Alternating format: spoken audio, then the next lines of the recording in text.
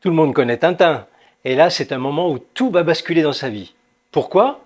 À vous de me le dire. Commençons par l'ovale du visage avec la petite houppette au-dessus, l'oreille, on finit l'ovale, et là on va faire le petit nez au milieu, les deux grands yeux de chaque côté, les sourcils, et puis un petit air étonné.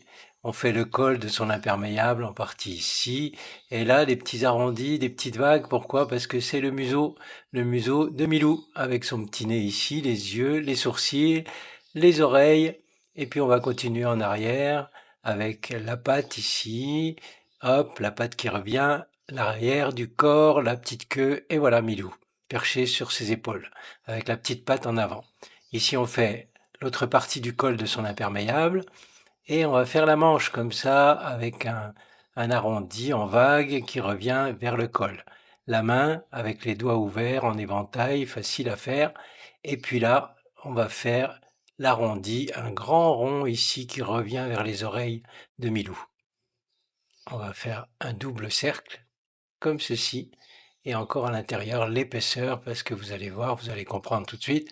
Ici, donc, on continue l'autre manche, on descend avec des petits zigzags, et puis au bout, voilà, on finit l'arrière de son corps ici, et au bout, on a sa main avec les doigts ouverts sur une planche de bois, comme ceci, et une deuxième planche un peu en biais. Voilà, et ces planches sont reliées à une corde que voici. Voilà, ici donc on va faire l'autre partie et vous allez comprendre qu'en fait il s'agit bien sûr d'un hublot dans un navire.